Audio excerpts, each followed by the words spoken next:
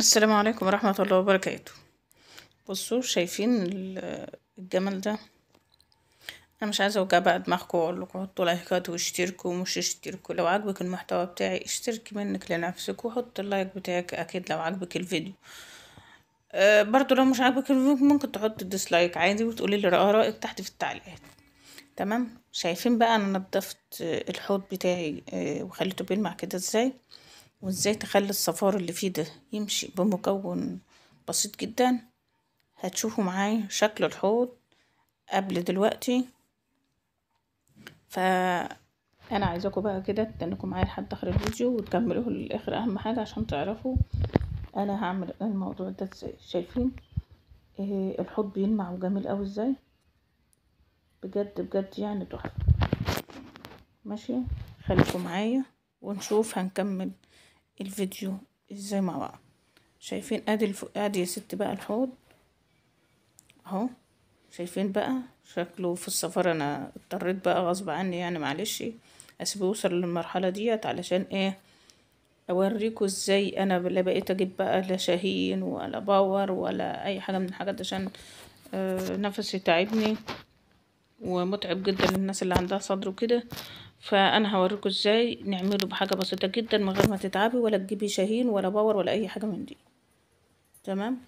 عندنا هنا المكون واحد بس مفيش غيره اهو.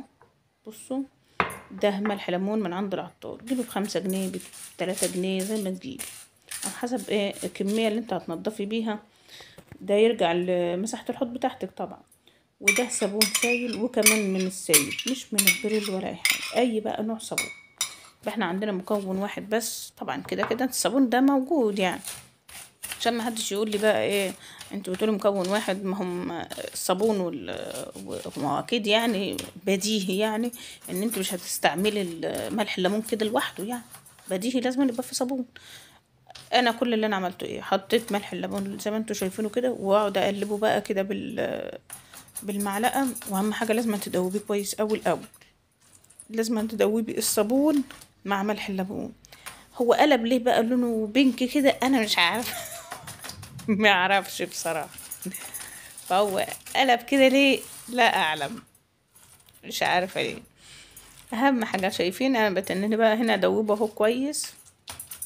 لازم انت تدوبيه كويس جدا جدا جدا في الحاجه بقى اللي انت هتشتغلي فيها يعني في بجد بجد يعني انتوا شفتوا اكيد النتيجه في اول الفيديو. النتيجه بجد فعلا حلوه جدا بجد يعني. فبصراحه صدقيني اي سفر بقى في الحمام والتكلسات والحاجات اللي انتوا عارفينها ديت، ومفيش اي حاجة اي حاجة بيشيلها بصراحة. ولا بقى تلاقي فيه ريحة تكتم نفسك ولا في صدرك يتعبك ولا اي حاجة. هنخش معانا بقى ايه، احنا هقولك بقى هتعملي الطريقة ازاي. ادي الطريقة معاكم اهي. دي طبعا سفنجة عادية اللي انت بتدعكي بيها. بصوا بقى انا هنا كل اللي انا بعمله ايه، بمسك الصابون مع الملح الليمون ده وايه بس سفنجة اهي ما فيش معايا لا سلك ولا اي حاجه. ايه وهحط على المكان بقى اللي انت عايزه تنضفيه، ايا كان بقى البلاط الحوض التواليت اي حاجه يعني. يعني تدخل كل المكان اللي فيه الصفار تجيبي عليه الخلطة اللي احنا عاملينها اللي هي الملح الليمون والصابون. صابون سائل بريل اللي يعجبك ده حاجة ترجع لي. صدقيني مش انا بقالي يعني زمن سنين يمكن اكتر من 10 سنين بدعك حمام بالموضوع ده. لا بجيب شاهين ما بيتخلوش خالص لان الشاهين طبعا بهدل الحمام وعاوزه حد يعني عمل لي فواصل كده في الحمام سمره، فمهما تنضفي بتبقى شكلها مش حلو. فطبعا ايه البلاط كده بتاع الحمام بتاعه عاوز يتسقي. هعمل لكم فيديو تاني ازاي اسقيه وهوريه لكم ان شاء الله. اهو كل اللي انا كده طبعا انتوا شايفين ان هي سفنجه بلاستيك يعني سفنجه. انا مش بدعك، انا كل اللي انا بعمله انا بحط الخلطه اللي انا عاملاها دي على المكان اللي انا هنضفه. تمام. خليكم معايا كده وركزوا. انا كده خليت كل مكان فيه. وبعد كده هعمل ايه، انا هسيب تسيبيه بقى على ما تعملي مصلحة تانية، تعملي حاجة، تسيبيه ساعة، تسيبيه نص ساعة، تسيبيه ساعتين كده كده. يعني هو حتى مش بيعمل ريحة. يعني مثلا لو جيتي تستعملي او داخله الحمام تاخدي ميه او كده، مش هتبقي متضايقه من الريحه. انتوا واخدين بالكم اهو. وهسيبه انا كده، حطيت عليه المادة، وهسيبه بقى اشوف ورايا حاجة تانية اعملها مصلحة بتاع وارجع له تاني. فانتي مش هتعملي كده وتدعكي على طول وتشطفي، لا، تسيبيه بقى شوية. هنا بعد ما انا كنت سبته، رحت عملت مصلحة وجيت. بصوا بقى، انا هنا لسه ما دعكتش خالص. دي لفة اللي هي التانية، لفة حتت استانلس دي اهو. خلي بالكوا انتوا، في ناس هتقول لي ما فيش رغوه ليه.